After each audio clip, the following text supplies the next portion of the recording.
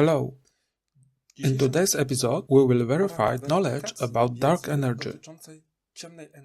Knowledge that was presented in previous episodes. It is likely that verification will not be complete. This will be a partial verification. As much as I can do at present. Let's begin.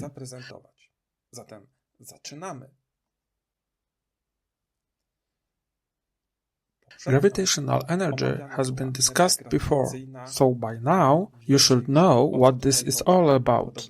Similarly, with quantum gravity, redshift, and galaxy integrity, all of this is already known. Almost all points have already been discussed, except the last one, verification of the theory. This will be the subject of present episode. I divided the verification into two parts. Part 1 concerns the level of dark energy density in the universe. Part 2 explains how the dark energy flow phenomenon works. Both parameters can be verified. Te dwa parametry jestem w stanie w miarę dobrze zweryfikować. You can draw your own conclusions. It is done well or not. Może niekoniecznie. Verification 1. Dark energy density level. Two stars somewhere in space, very far from each other. Oddalone od siebie bardzo daleko. Shown so schematically. Outer space. Light emitted from one galaxy travels to another galaxy. Over time, light becomes redshifted. Light moves from the first star to the second star and vice versa. A redshift phenomenon occurs. This is a shift of the spectrum towards red. Classical theory explains that the universe is expanding. The universe is continually expanding. If this is true, then the volume of the universe is increasing. If the volume increases, the dark energy density decreases, even if the total amount of dark energy in the universe is constant. Even then, the energy density continues to decrease. This is happening because the volume of the universe is increasing.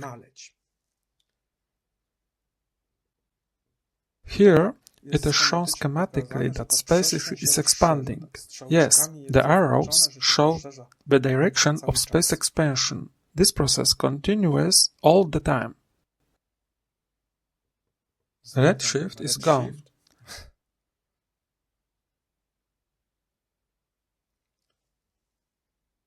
I've replaced stars with galaxies. These are very distant objects, many shining stars in distant galaxies. New understanding. This was shown and explained in previous episodes. The universe can expand, but it is not absolutely necessary. It is equally likely that the universe has a constant volume. Astronomical objects absorb energy. For example, stars in galaxies. Yes, orbiting electrons generate magnetic fields. Magnetic fields have energy. Energy is converted from dark energy, vacuum energy, zero-field energy. Even in constant universe, energy density is constantly decreasing. Energy is converted. Note that in both cases, the energy density decreases. Classical theory, the universe is expanding. Dark energy density is decreasing. New understanding. Constant universe, dark energy density is decreasing. In both cases, the energy density decreases. Shown schematically, the energy level of the vacuum decreases. Energy is absorbed by stars, planets, massive objects. Different arrangement. Dark energy density shown in another arrangement. Energy level is decreasing. This is not a leap process. The energy level decreases gradually, smoothly, gently. It's like a mild slope. The figure shows a stepped slope for better understanding. The first verification is behind us. The second verification is ahead of us. Dark energy flow.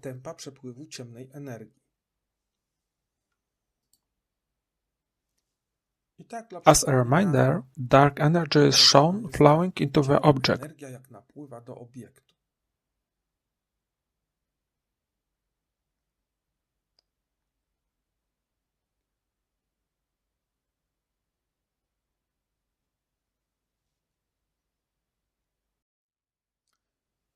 It is important to note that energy flows from space into an object. Dark energy flows into the object and flows through the surface area. The sphere is located at a certain distance from the object. Energy also flows through the surface. For example, this is a planet. Energy flows to the first surface. The same energy flows to the second surface. The energy values are identical. The value of the first surface area is significantly different from the second surface area. The first sphere is different from the second sphere. Energy flowing through the first sphere has a higher flow rate. This is because the first surface is smaller. The energy flow rate must be greater. The second sphere is placed farther away from the object. The surface area is larger. The energy flow rate must be slower. In both cases, the energy stream value is identical. The surface area of the sphere changes as a function of the distance from the object. The speed of the jet also depends on the distance from the object. Next, we start the analysis with the previous relation, even flow of energy in space, the same energy value of the object's surface, the same energy value at the greater distance from the object. The left side of the equation is equal to the right side. Energy has the same value. We can reduce this variable. Now, the equation takes a shorter form. Next, we can relocate the appropriate variables to the appropriate side. Velocity on the left side, surface area on the right side. Here, on the right hand, this is the equation for the surface area of a sphere. This is 4 pi r squared.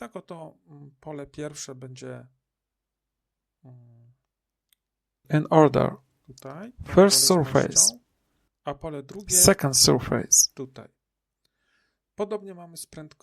Velocity equation.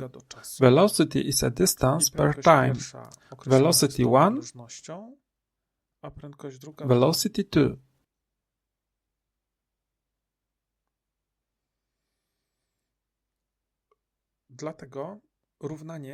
The velocity equation can be replaced by this equation. The equation takes on a new form. Time is the same. We can take 1 second, 10 seconds, and 1 minute, any value. This variable can be removed. The equation takes on a new form. Variable L2 can be relocated to the other side. Variable L1 remains on the left side. This is the distance L1 that dark energy will travel. We need to calculate variable L2. We relocate both variables.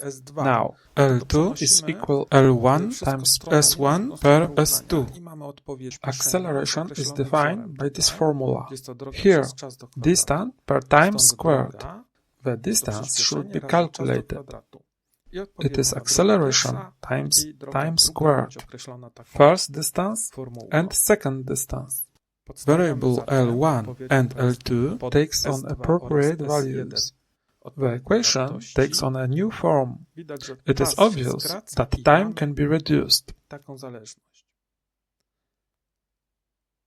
Similarly, for the surface area, variable S1 and S2 takes on appropriate values. The equation takes on a new form. Oto ostateczna formułka. This is the final form of equation. The previous equations are no longer needed.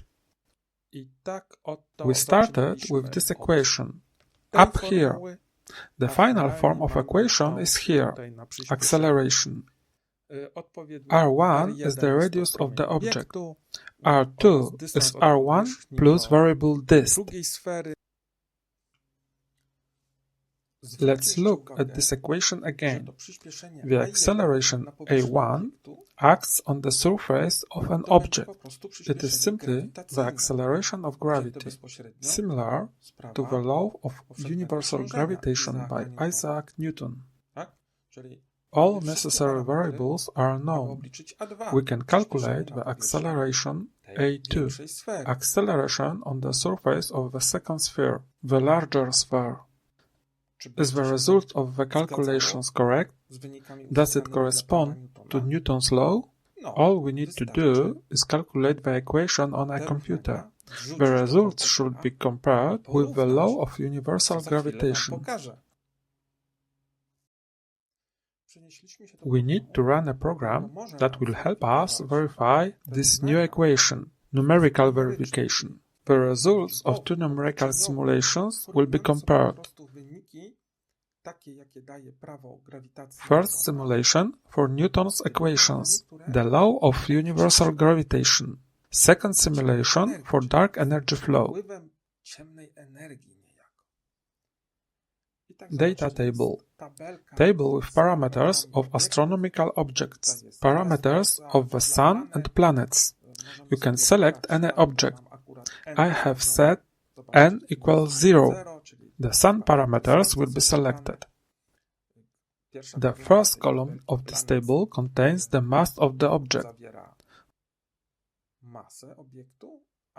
The second column contains the radius of the object.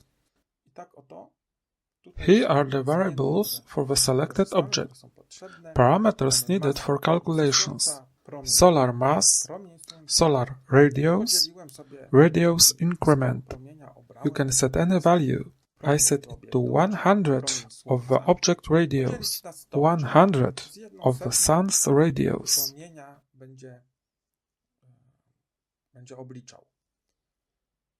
Gravitational acceleration at the surface of an object.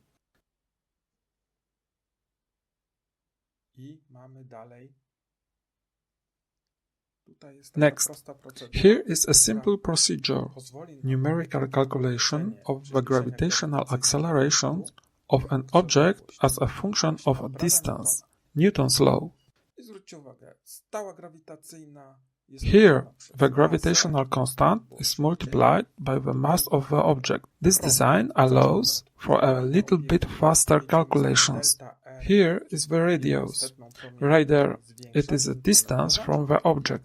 Delta r is known. Any value can be set. The acceleration of gravity is calculated. Gm was calculated only once at the beginning. Additionally, the distance to the object's surface is recorded. The accelerations of gravity as a function of distance from the object was calculated. This result is the measurement pattern for the next simulation. Simulation of the gravitational acceleration derived for the dark energy flow law.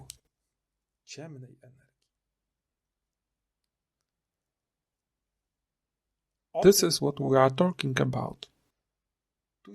The second procedure is based on the derived equation. Variable rr is the radius square of the object. That's what I call it. It is calculated only once at the beginning.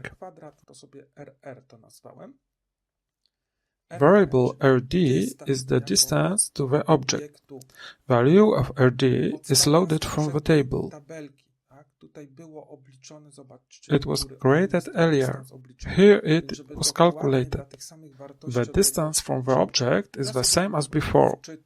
The data was loaded from the dist, table dist. Next, according to the equation AD, dark acceleration, that's what I named this variable. AG is the gravitational acceleration on the surface of the object, analogously to the derived equation. R1 squared is equivalent to RR. R2 squared is equivalent to RD squared. That's how it's written, so that the index 2 does not mix with the square.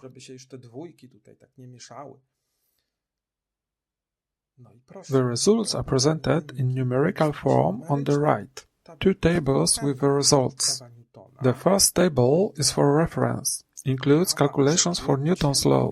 The second table shows the results of the second simulation. Gravitational acceleration for dark energy flow law. Both results are identical. The lines on the graph overlap. Red line is the reference. Blue dots for the second simulation. The flow of dark energy has been verified. Right? The results are identical. In the beginning, there was the thesis. Dark energy flows through these two spheres, a larger surface and a smaller surface. The energy that flows through the first sphere has a higher flow rate. The surface area is smaller. The second sphere is further away from the object. The surface area is larger. The energy flow rate must be lower. Verification of this theory turned out to be correct. The verification of these equations was successful. The flow of dark energy was simulated. The simulation results are as expected. The results are identical to those in the simulation based on Newton's law. Why is this so? Law of gravity by Isaac Newton is known.